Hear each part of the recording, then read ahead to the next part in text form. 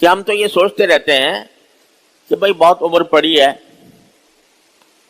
اور ابھی فرض کرو ہم جوان ہیں، پھر جناب ادھیڑ عمر میں آئیں گے، پھر بوڑھاپا ہوگا، پھر عمر کو پہنچیں گے، پھر کہیں جا کے مرنے کا مرحلہ آئے گا، اور اس کے بعد پھر آخرت ہوگی. تو اس کو ہم بہت دور سمجھتے ہیں آخرت کو، اور چونکہ دور سمجھتے ہیں لہذا غفلت میں مبتلا ہو کر زندگی گزارتے رہتے ہیں. بابر بعیش کو اس کے عالم دوبارہ نیز. یہ شیطان یہ سبق پڑھاتا ہے کہ ابھی تو بہت تیری عمر پڑی ہے، ابھی تجھے اتنا متقی پرہیزگار ہونے کی کیا ضرورت ہے؟ ابھی تو اللہ والا بنے گا، پہلے اپنا دنیا کی زندگی کا سامان تو ٹھیک ٹھاک کر لے، اس میں عیش کی زندگی گزار لے. موت تو دور کی بات ہے، اور موت کے بعد پھر دوبارہ زندہ ہونا، دوبارہ زندہ ہونے کے بعد آخرت کی زندگی آنا، اس میں حساب و کتاب ہونا اور پل صراط ہونا اور اللہ تعالیٰ کے سامنے پیشی ہونا، لمبا کام ہے. تو بہت دور سمجھتا ہے انسان آخرت کو. قرآن کہتا ہے وہ کل ہے. قرآن اس کو تعبیر کر رہا ہے آخرت کو کہ کل کے لیے کیا تیاری کی ہے. اشارہ اس طرف کرنا مقصود ہے کہ وہ آخرت جس کو تم دور سمجھ رہے ہو، حقیقت میں وہ دور نہیں ہے، وہ اتنی ہی قریب ہے جتنی کہ تم کل کو قریب سمجھتے ہو، آنے والے کل کو جتنا قریب سمجھتے ہو. کیوں؟ دو وجہ سے. ایک وجہ یہ کہ کچھ پتا ہے کہ تمہیں اگلا سانس بھی آئے گا کہ نہیں آئے گا. کس بات کا یقین ہے کہ ابھی موت مجھے نہیں آنی. دیکھتے ہو آنکھوں سے کہ بیٹھے بیٹھے انسان دنیا سے چل دیتا ہے. کتنے واقعات تمہارے آنکھوں کے سامنے آتے ہیں. ابھی پچھلے ہفتے میں کئی واقعات ایسے ہمارے سامنے آئے. نوجوان آدمی اور کوئی تکلیف نہیں، کوئی بیماری نہیں، لیکن اچانک دل کا حملہ ہوا، ختم ہو گیا. تو ایک تو اس لیے اس کو دور نہ سمجھو، اس لیے کہ وہ کسی بھی وقت آ سکتی ہے. کسی کے پاس کوئی گارنٹی نہیں ہے کہ کب اس کی موت آ جائے گی اور کب وہ آخرت کے عالم میں پہنچ جائے گا. ایک وجہ تو یہ. دوسری وجہ یہ ہے کہ اگر تمہاری عمر 100 سال ہو جائے، 150 سال ہو جائے، تب بھی جب آخرت میں پہنچو گے تو قرآن کہتا ہے تمہیں ایسا محسوس ہوگا کَأَلَّمْ يَلْبَثُوا إِلَّا سَاعَةً مِّن نَّهَارٍ.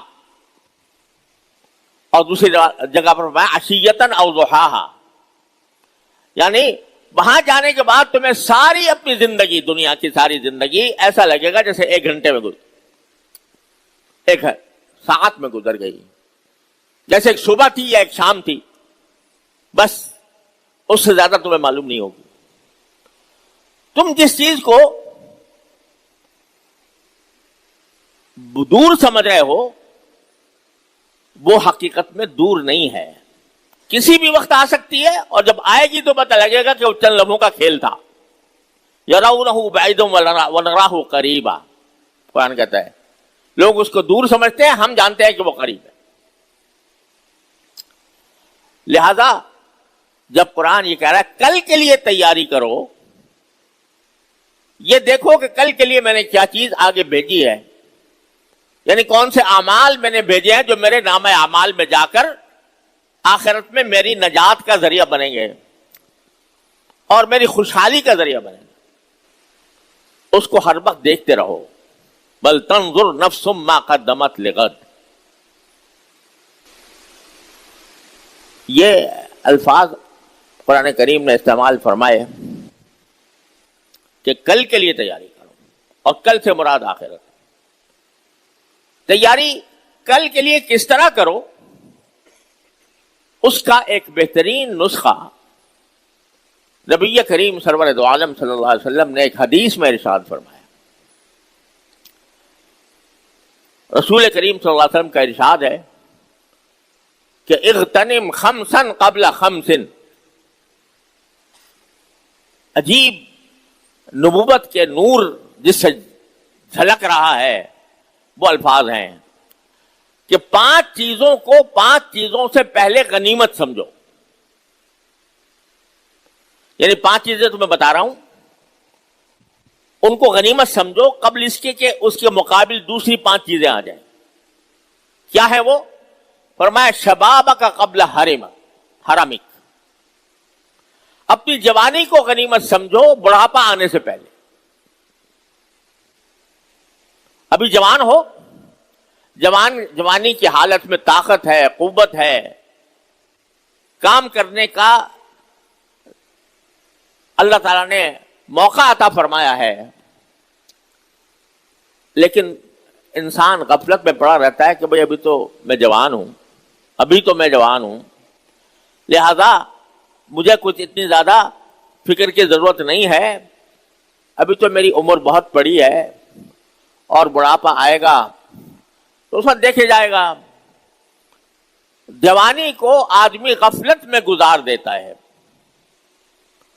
اور غفلت میں گزارنے کی بنا پر وہ سامان تیار نہیں کرتا جو آخرت میں انسان کی خوشحالی کے لیے ضروری ہے.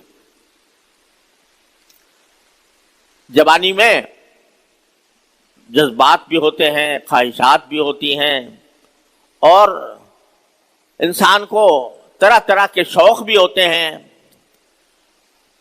نبی کریم سرورت عالم صلی اللہ علیہ وسلم کا منشا یہ نہیں ہے کہ جوانی کے جو جائز شوق ہیں ان پر کوئی پابندی لگائیں. اللہ تعالیٰ نے مباحات کا دائرہ بہت وسیع رکھا ہے کہ تم اپنی جائز ضروریات کو بھی، جائز خواہشات کو بھی اللہ تعالیٰ کے احکام کے دائرے میں رہتے ہوئے پوری کر سکتے ہو. لیکن یہ بھی ساتھ سمجھو کہ یہ قوت، یہ طاقت جو جوانی میں تمہیں حاصل ہے یہ ہمیشہ نہیں رہے گی. جوانی میں تمہیں احساس نہیں ہے کہ اگر 2 رکعتیں پڑھ لو گے نفل کی یا 4 رکعتیں پڑھ لو گے نفل کی تو آخرت میں کتنا عظیم اس کا تمہیں صلہ ملنے والا ہے. لیکن سوچتے ہو یار چلو بس ابھی ہماری جوانی کا دور ہے، جتنا تھوڑا بہت بن سکتا ہے وہ بن پڑے، باقی ہمیں کسی نفلی عبادت کی ضرورت نہیں. ایک وقت آئے گا جب اگر بوڑھے ہو گئے تو پھر نہ منہ میں دانت، نہ پیٹ میں آنت، نہ طاقت، نہ قوت. اگر اس وقت تم چاہو گے بھی کہ میں نفلی نمازیں پڑھوں تو طاقت ہی نہیں ہوگی. اس وقت چاہو گے کہ میں عمرہ کروں، حج کروں، طاقت ہی نہیں ہوگی. تو قبل اس کے کہ وہ بے طاقتی کا زمانہ آ جائے، بڑھاپے کا، اس سے پہلے جوانی کو غنیمت سمجھ کر اس کو نیک اعمال میں گزار لو.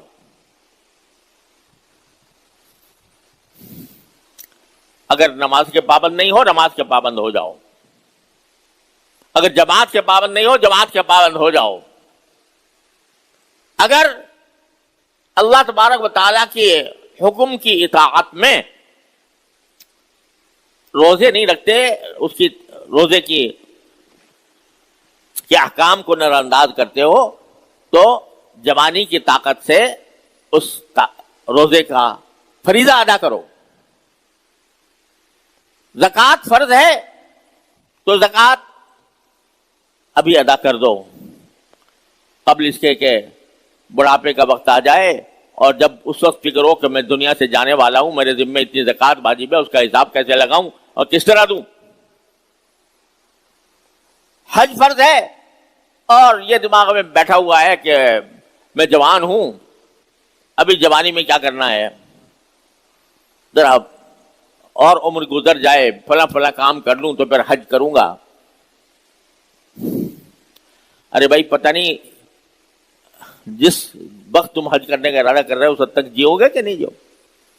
اور اگر جی بھی لیے تو بڑھاپے میں جا کر جو ہے وہ حج کی مشقتیں جوانی میں آدمی آرام سے جھیل جاتا ہے، لیکن بڑھاپے میں وہ مشقتیں اٹھانا مشکل ہو جاتا ہے. تو رسول کریم صلی اللہ علیہ وسلم فرما رہے ہیں کہ جوانی کو غنیمت سمجھو بڑھاپے سے پہلے. جب بڑھاپا آ جائے گا تو اگر اللہ تعالی کی عبادت کرنا بھی چاہو گے تو تمہارے اندر طاقت نہیں ہوگی. اس وقت اللہ نے تمہیں طاقت دے رکھی ہے. اس طاقت کو استعمال کرو, اللہ تعالیٰ کی اطاعت میں استعمال کرو. جتنے نیک کام ہیں ان نیک کاموں کے اندر اپنی جوانی کی طاقت کو استعمال کرو. خود بھی عمل کرنے میں, دوسروں کو عمل کرانے میں, دوسروں کو دین کی دعوت دینے میں, اس میں استعمال کرو. اپنے اوقات کو اس مصرف پر لگاؤ, اور ایسا لگاؤ گے تو یہ ہے تیاری جس کو قرآن کہہ رہا ہے کہ تم نے کل کے لیے آگے کیا بھیجا. تو ایک تو یہ فرمایا کہ جوانی کی کو غنیمت سمجھو بڑھاپے سے پہلے. دوسرا فرمایا بصحت قبل سقمک, اپنے صحت کو غنیمت سمجھو بیماری سے پہلے. اگر صحت مند ہو, کوئی بیماری نہیں ہے الحمدللہ, تو اللہ تعالیٰ کا شکر ادا کرو اور اس صحت کو استعمال کرو اللہ تعالیٰ کے مرضیات میں, ان کاموں میں جو اللہ تعالیٰ کو راضی کرنے والے ہوں, ان کاموں میں جو تمہارے لیے آخرت میں کام آئیں, جو تمہارے نام اعمال کو وزنی کریں, اور جس کے نتیجے میں اللہ تبارک و تعالیٰ تمہیں جنت الفردوس تک پہنچائے. صحت کو اس کام میں استعمال کرو قبل اس کے کہ بیماری آ جائے. قبل السقم, بیماری آ گئی تو آدمی اگر کچھ عمل کرنا بھی چاہے بیماری کے اندر تو کرنے سے معذور ہو جائے گا, نہیں کر سکے گا. اور فرمایا اس کے بعد کہ غنا کا قبل فقرک, آج اگر تمہارے پاس کچھ مال دولت ہے اس کو غنیمت سمجھو قبل اس کے کہ تم محتاجی کا شکار بن جاؤ. آج اللہ تعالی نے پیسہ دیا ہوا ہے اور اطمینان کی زندگی گزر رہی ہے, کسی کے سامنے ہاتھ پھیلانے کی الحمدللہ حاجت نہیں. تو اس کیفیت کو غنیمت سمجھو قبل اس کے کہ اچانک کوئی ایسی حالت آ جائے کہ جس میں دولت ہاتھ سے نکل جائے. ابھی دولت ہے یا پیسہ ہے, اس پیسے کو اللہ کی رضا کے مطابق صحیح مصرف میں استعمال کر لو. جو حقوق اللہ تعالیٰ نے تمہاری دولت کے اوپر عائد کیے ہیں, تمہارے اپنے نفس کا, تمہاری بیوی بچوں کا, تمہارے اہل و عیال کا, وہ حق ادا کرو. اور ساتھ ساتھ اس کو اللہ تعالیٰ نے مال کے اندر ان لوگوں کا بھی حق رکھا ہے جن کے پاس وہ دولت نہیں ہے. وفی اموالہم حق معلوم للسائل والمحروم, مسلمانوں کے مال میں حق ہوتا ہے. یہ تمہارا احسان نہیں ہے اگر کسی غریب آدمی کی مدد کر رہے ہو, تمہارا احسان نہیں ہے, اس کا حق ہے تمہارے مال کے اندر. وفی اموالہم حق للسائل والمحروم, مومنوں کے مال میں حق ہوتا ہے حاجت مند لوگوں کا. تو جب پیسہ ہے تو پیسہ اپنے ذمے جو حقوق ہیں اللہ تعالی نے عائد فرمائے ہیں ان حقوق کو ادا کرنے میں صرف کرو. ایسا نہ کرو کہ پیسہ دیا ہے اللہ میاں نے تو اس کو گلچھرے اڑانے میں صرف کر دو, اس میں عیاشی میں صرف کر دو. آپ نے دیکھا ہوگا کہ دنیا کے امیر ترین لوگ, بڑا پیسہ تھا تو ایک ڈوبا ہوا جہاز دیکھنے کے لیے سفر کرنا شروع کر دیا, کروڑوں اربوں اس پر خرچ کر دیے, اب پھر وہاں تک پہنچ بھی نہیں سکے, انتقال ہو وہیں مر گئے.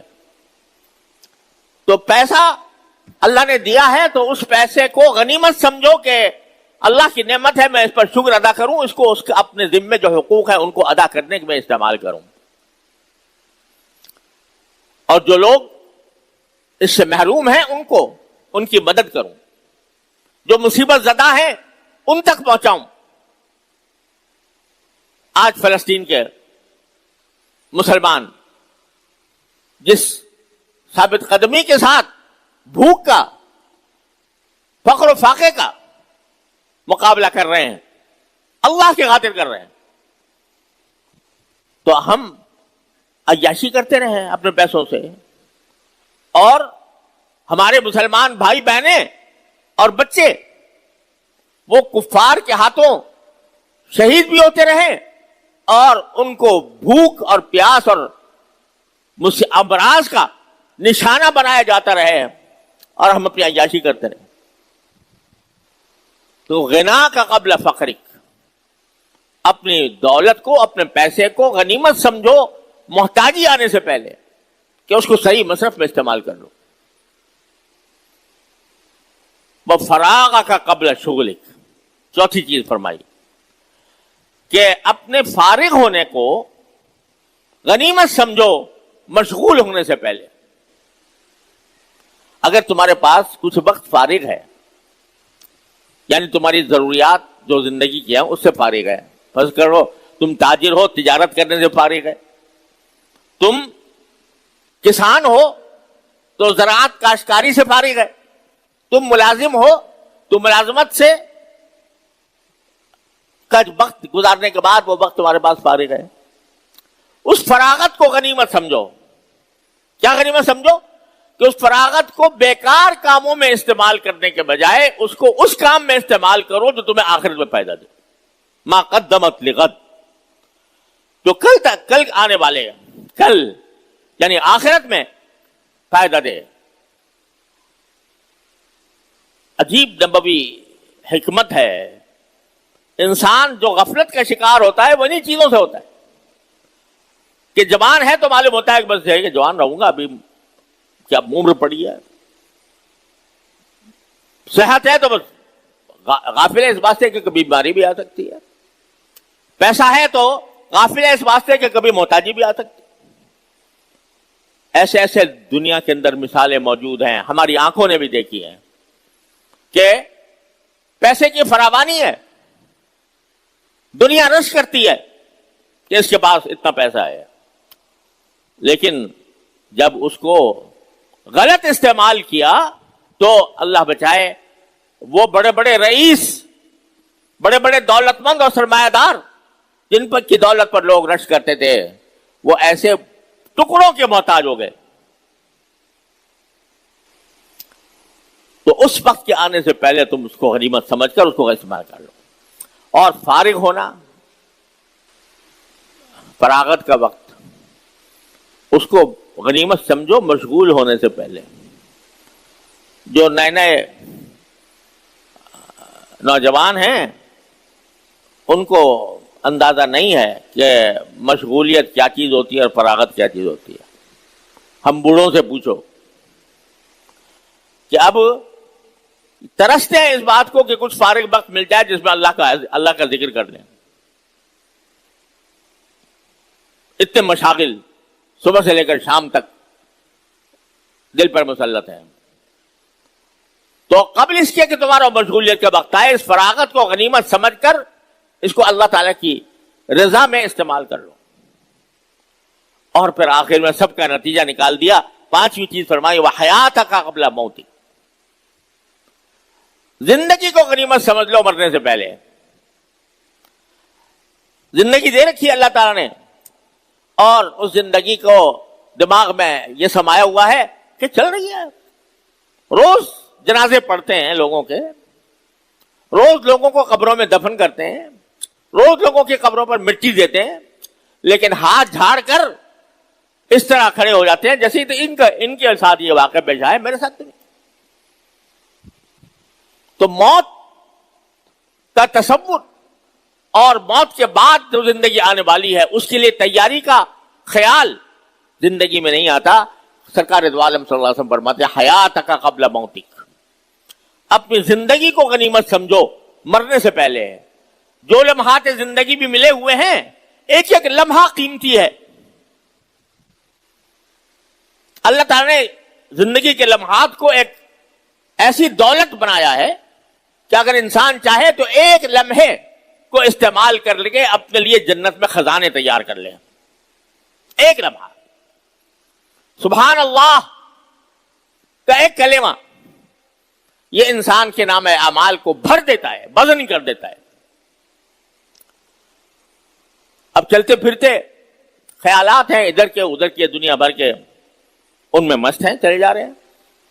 وہی وقت اگر آپ اللہ کے ذکر میں استعمال کر لیں سبحان اللہ، الحمدللہ، لا الہ الا اللہ، اللہ اکبر، درود شریف، تو یہ لمحہ جو ہے زندگی کا کام آ گیا.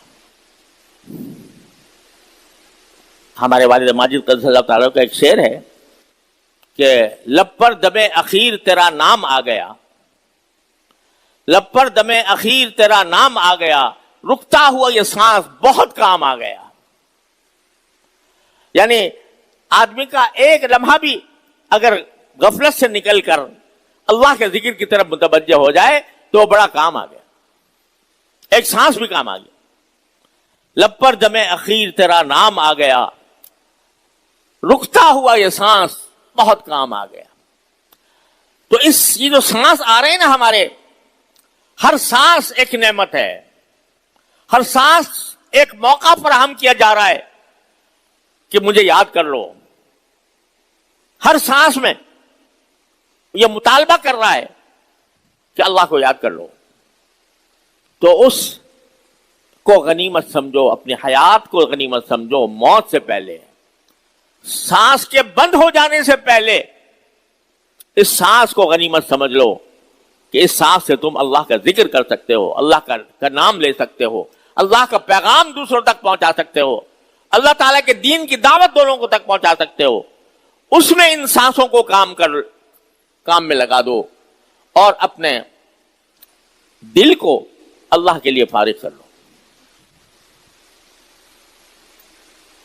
ایسی گراں قدر نصیحت ہے جو سرکار دو عالم صلی اللہ علیہ وسلم نے فرمائی ہم سب کو غفلت سے نکالنے کے لیے.